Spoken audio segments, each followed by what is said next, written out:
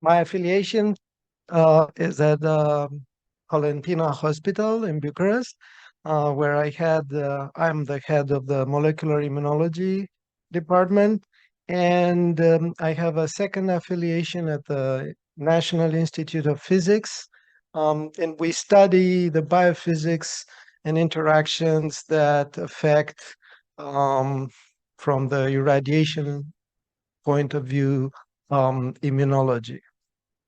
Today, I will switch a little bit the topic towards the host.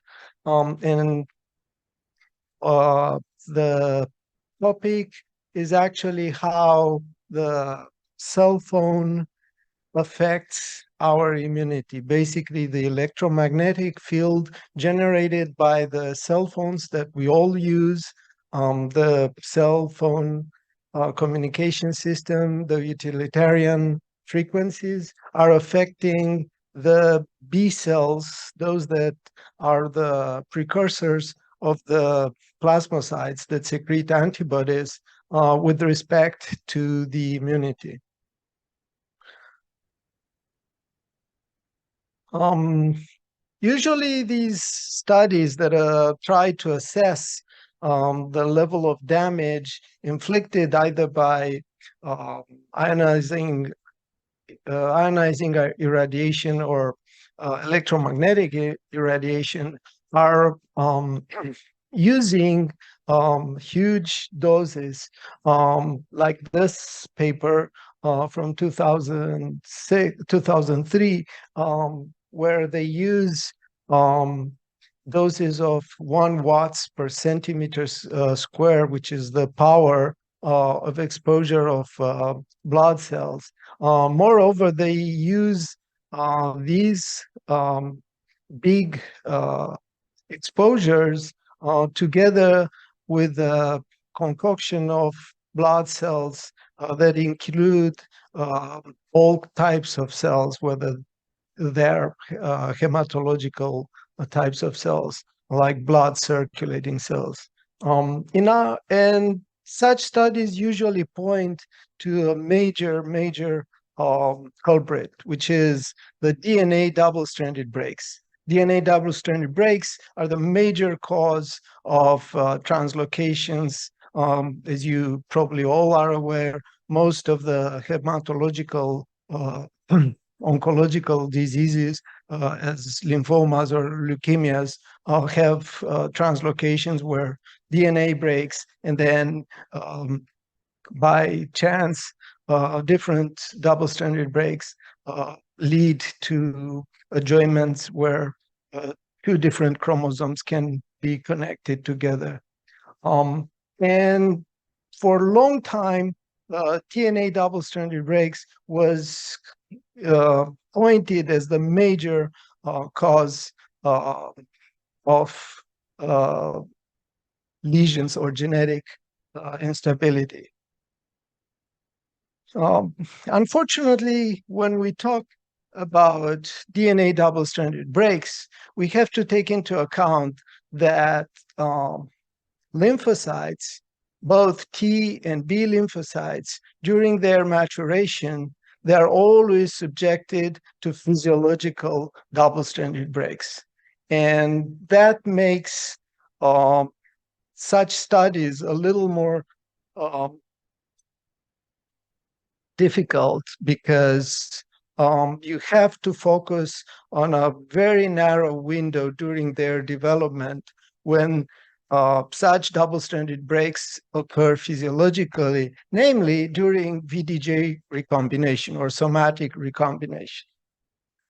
As a short reminder, the antigen-specific receptors that are on the surface of B or T lymphocytes have these variable regions that, unlike all the other genes that we have as a legacy from our parents, these are our own newly acquired genes. So these come from the VDJ recombination process. So I'm talking about how germline gene segments, either for in this case, for the immunoglobulin variable regions, either the heavy chain or the light chain, they recombine from small segments like V, D, V from variable, D from diverse, J from junctional, and they recombine together and they form, by their adjoinment, they form a functional gene. That functional gene is the one that encodes the variable region of the immunoglobulin. But what I should highlight during this process, there are physiologic double-stranded breaks. So basically, to adjoin a segment of V to a segment of J or a segment of D to the segment of J, you need to cut double-stranded breaks and then to religate those segments of DNA. So therefore, this process is very vulnerable to exogenous interference, either with electromagnetic fields or with other kinds of irradiations. The process is maintained by a set of two proteins specific to lymphoid factors, RAG1 and RAG2, recombination activating genes. They make a heterotetramer, basically a dimer of RAG1 binds to monomers of RAG2, and that's how the whole recombinase is functional. The recombinase recognizes small segments depicted here in triangles that are the recognition signals. So they are the DNA binding elements where these recombinase hops on. First, it binds to one end and then looks for the second one somewhere in the genome and then traps it into a synaptic complex. And only upon doing this in the synapsosome, the double-stranded breaks occurs in both ends. The protein is in the family of integrases and transposases, so it forms a hairpin structure at both coding ends, and then blunt end double-stranded DNA break at the signal ends. Here is an intriguing yet very important aspect. The fact is that the repair of such processes occurs through the same machinery that is used by non-homologous end joining machinery, which encompasses ATM, DNA PK, XRCC4, and ligase 4. So basically, any double-stranded breaks that deleteriously occurs during B lymphocytes exposures or during physiologic recombination is subjected to the same kind of machinery repair, DNA non-homologous end joining repair.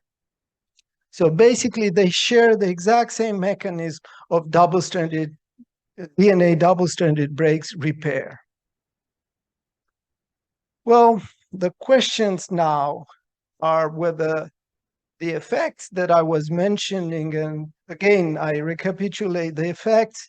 Usually in literature, you find effects induced by huge doses of exposure, which is not the case for, regular talks on cell phones.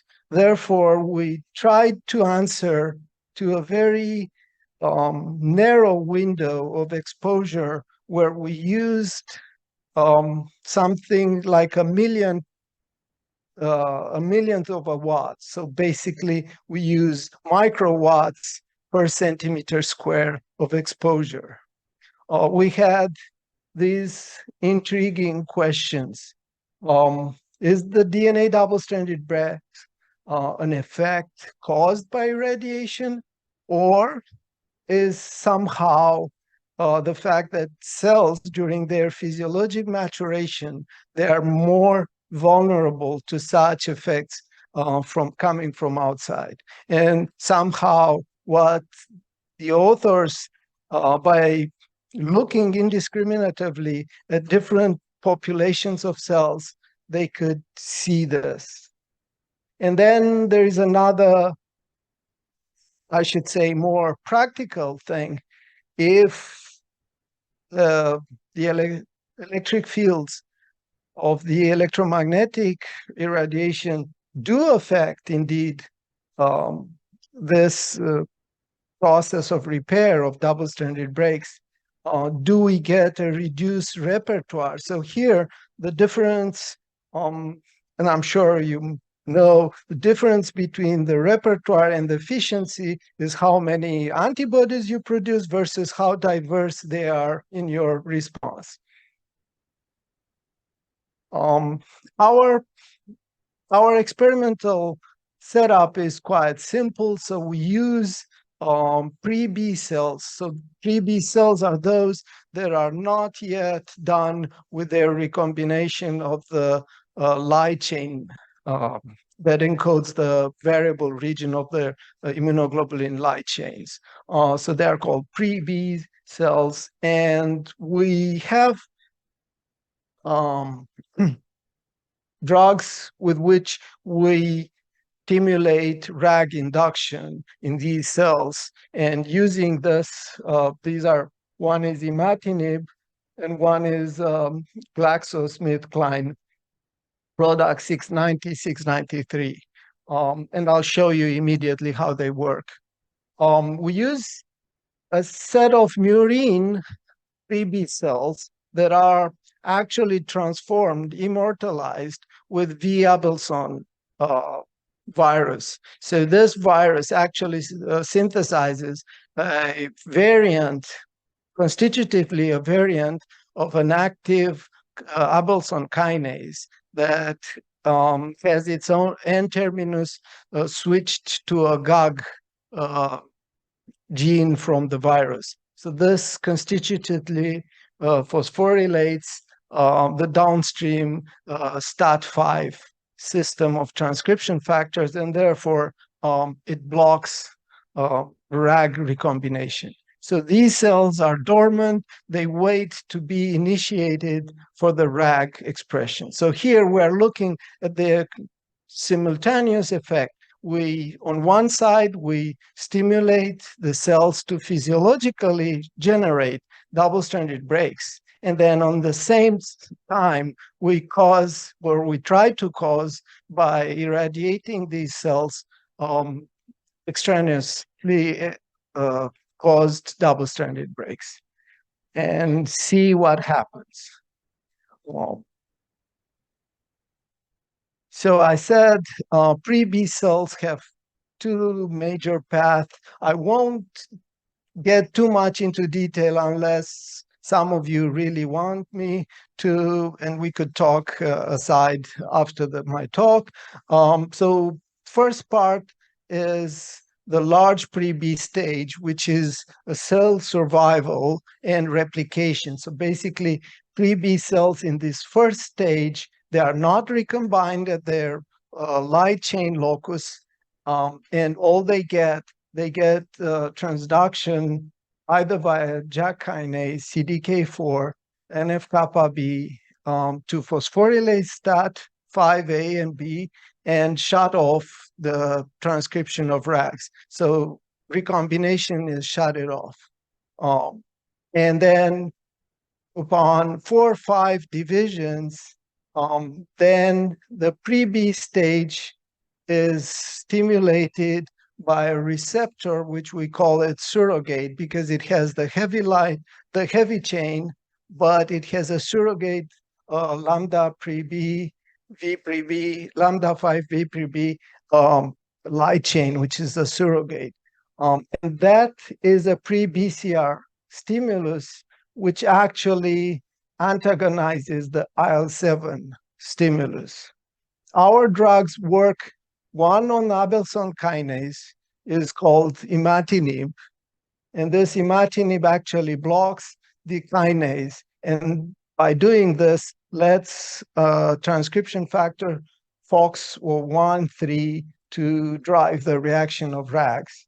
And then GCK1 which inhibits ACT or kinase B, and by doing that, releases FOXO1 from inhibition with the same effect, giving rise to RAG1 and RAG2. So recombination could start. So this is small pre-B stage. This is the flow chart of our experiment. We actually have a very nice setup with the antenna that sits about 20 centimeter above the tissue culture. And we do irradiate using with a generator that generates various frequencies of EMF. And not only that, but we have also various intensities. The generator could give either a 7 decibels meter or a 13 decibels meter field. We recover cells after 48 hours, and these cells are then harvested, and then we extract genomic DNA from which we do a nested 2 steps PCR reaction from where we analyze and see the recombination efficiency. This PCR reaction is briefly described here. Is in 2 steps. We do an amplification, and is based on the fact that upon recombination, this whole intervening DNA between the gene segments, the germline gene segments, is removed. So therefore, usually non-recombined locus would not be amplifiable by these 2 primers. They won't meet together. Once you delete or you invert this and you get rid of this intervening sequence, which is what it happens during recombination, these 2 segments come close to another, and then you amplify by PCR. And this is what we regularly, typically get at the chromosome 6 at the kappa locus of light chain. We get two amplified products, one that is a VK to JK2 recombination, and one which is less evident, and it's only 5% of the product. So the way we treat the intensity of this band, we scan the gels that are fluorescent, and we do densitometry of them. So this is how we define the levels of recombination based on the J kappa to V kappa recombination.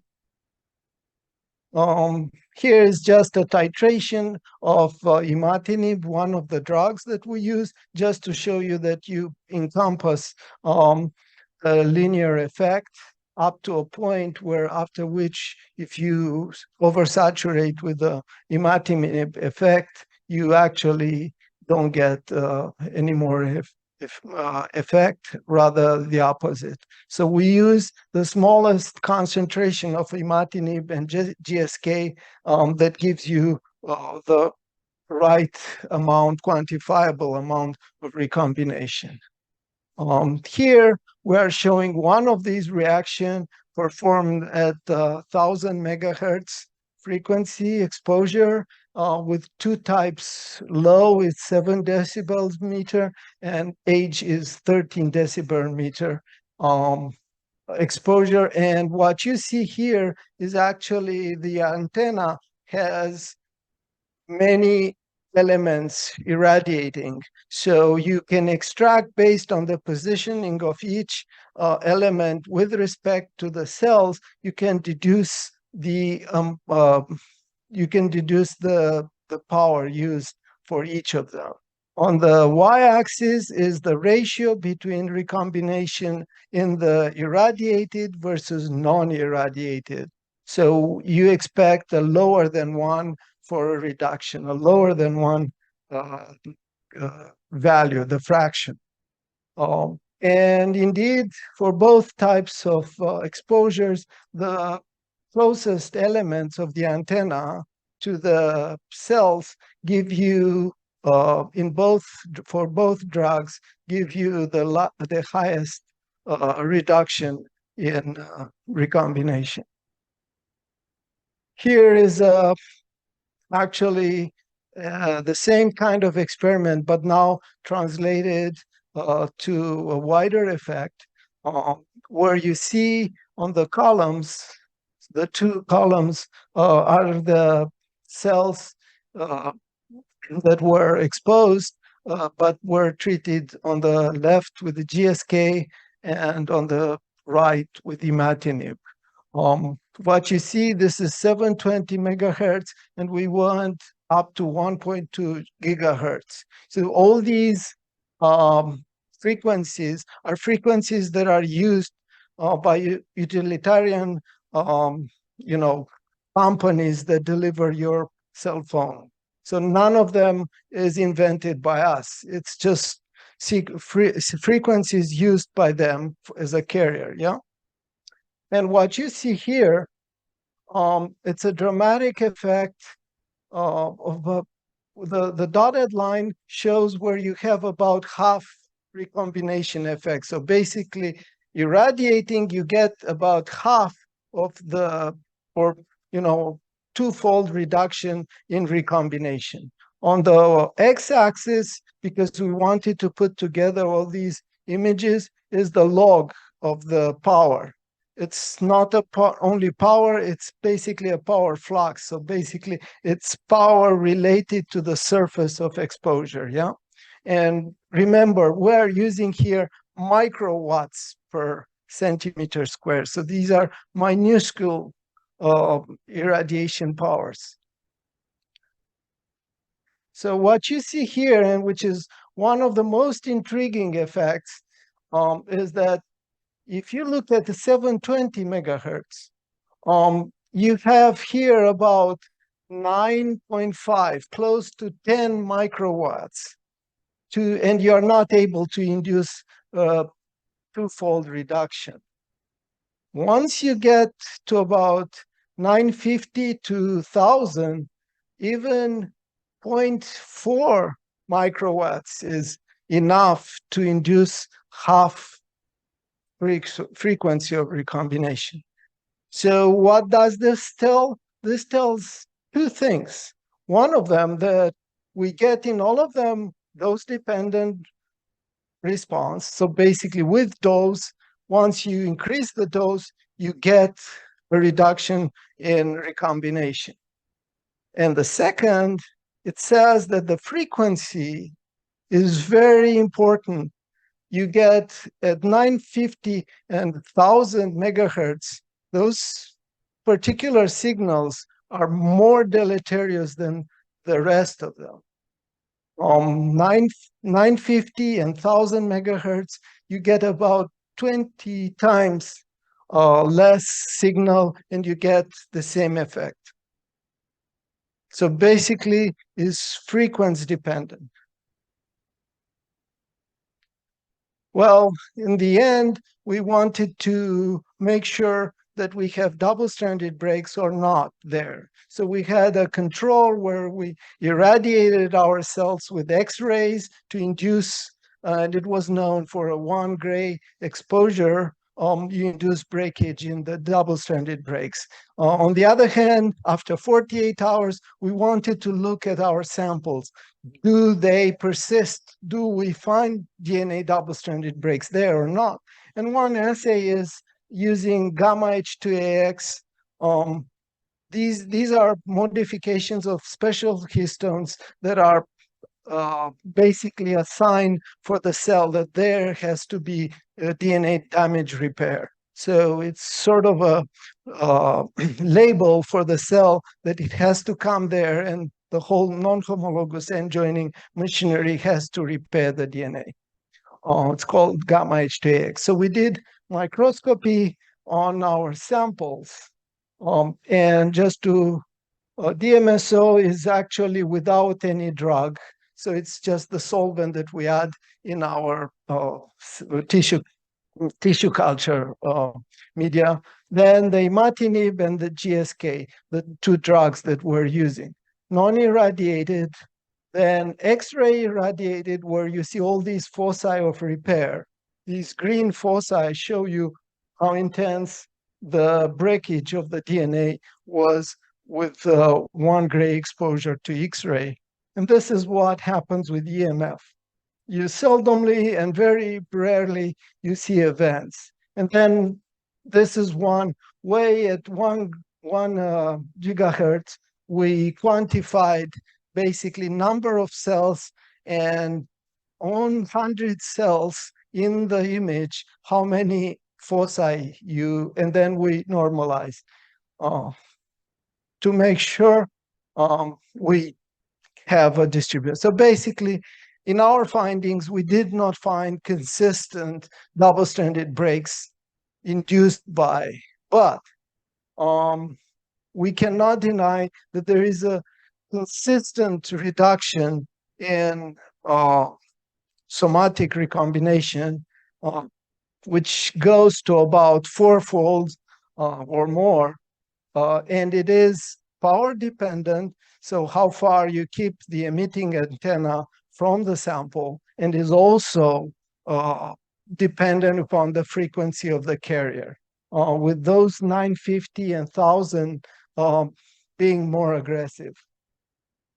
This, we think, although it's quite speculative now, there could be a reduction in your repertoire based on long-term exposures to such frequencies. I want to thank my lab, especially Elena Ionita, who has done most of these experiments, the other collaborators from the physics department and from the hospital. And thank you for your attention.